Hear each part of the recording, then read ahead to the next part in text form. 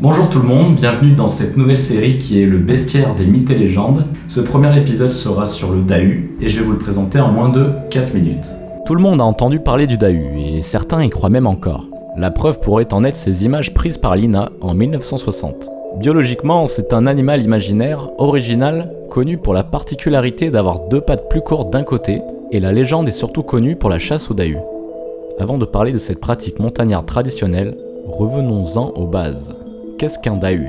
Le Dahu est un animal sauvage qui ressemble à un lama et à un chamois. Le Dahu possède un pelage d'une grande douceur, virant du brun gris au gris brun, mais aussi une petite queue qui forme un arc dirigé vers le ciel. Il mesure entre 80 et 160 cm de hauteur et pèse de 23 à 50 kg, c'est très précis.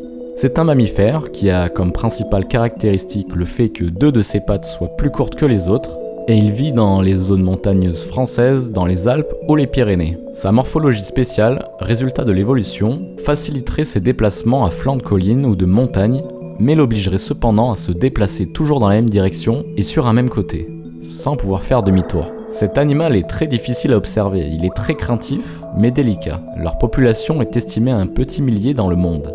Le Dahu est herbivore. Pour se reproduire, il doit faire le tour de la montagne pour atteindre la femelle. S'il rate sa première tentative, celui-ci est contraint de refaire un tour de la montagne. Et pendant ce temps-là, la femelle descend d'un niveau. Ce mode de reproduction a pour avantage d'empêcher les individus idiots de se reproduire. En effet, ces derniers pensent retrouver la femelle au même niveau, mais meurent d'épuisement pour la retrouver. Les Dahus les plus stupides ne peuvent donc pas se reproduire. Au niveau de la génétique, il existerait 4 espèces de Dahu. Le Dahu à pattes plus longues à droite, à pattes plus longues à gauche, à pattes de derrière plus longues et à pattes de devant plus longues. Quand un Dahu montant rencontre un Dahu descendant pour se reproduire, il y a naissance d'un Dahu avec 4 pattes identiques. Il devient donc un chamois classique et perd sa particularité. Cette légende est racontée par les montagnards pour se jouer de la naïveté de leurs invités novices qui viennent souvent de la ville. Ainsi, une pratique bien connue, c'est la chasse au Dahu. Pour ce faire, on prend une personne qui vient de la ville, car son odeur n'est pas encore répertoriée par l'animal. Cette chasse se pratique par grand froid, avec un vent de face, et de nuit évidemment, faudrait pas que ce soit trop simple. En tapant régulièrement du bâton contre les arbres, les chasseurs effaroucheraient l'animal et parviendraient à lui faire perdre l'équilibre. C'est alors qu'intervient l'invité, posté en contrebas avec le sac ouvert, et investi de la valorisante mission de capturer l'animal. Le groupe de rabatteurs, censé diriger l'animal vers le porteur du sac, s'éclipse en fait en abandonnant le naïf. Celui-ci, après s'être inquiété de ne plus entendre ses compagnons et s'être convaincu de l'inutilité de prolonger plus longtemps son attente solitaire, n'a plus qu'à rentrer seul en cherchant son chemin dans la forêt de nuit, dans le froid et dans la faim. Enfin voilà, vous avez compris. Alors ce qui est intéressant, c'est pourquoi cette légende ? Les petites communautés des villages n'avaient pas toujours l'occasion de renouveler ce type de farce régulièrement.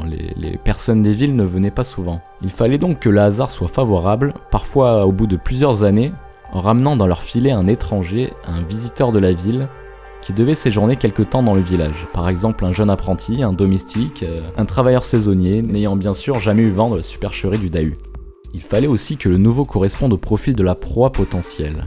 Donc d'abord on voyait son degré de crédulité, de naïveté, on le conditionnait psychologiquement par des récits motivants et le but était de développer progressivement son intérêt pour une future participation à la chasse à un animal aussi rare, le Dahu. Donc le but de ce format n'est pas de remplacer les mythes et légendes en mode enquête, le but c'est de fournir un peu plus de contenu, de vidéos, en format court. Donc si ce format vous a plu, n'hésitez pas à vous abonner et à partager. Et en attendant, je vous dis à très bientôt.